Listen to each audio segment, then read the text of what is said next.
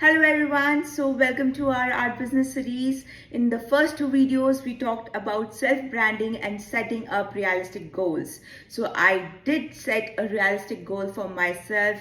I'm preparing for a solo exhibition and I want you to join hands with me. If your goal is similar to mine, let's work on it.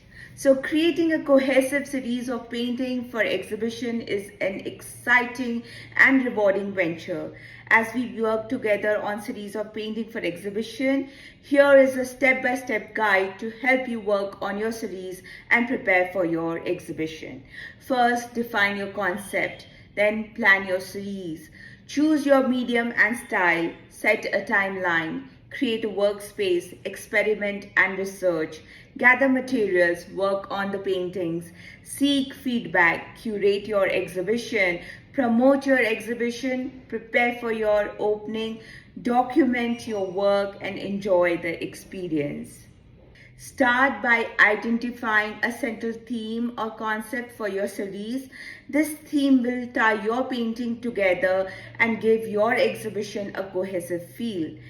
If you have a similar goal like mine, get into discussion with me by sharing your thoughts below this video. Let's push our boundaries and prepare for our solo exhibition.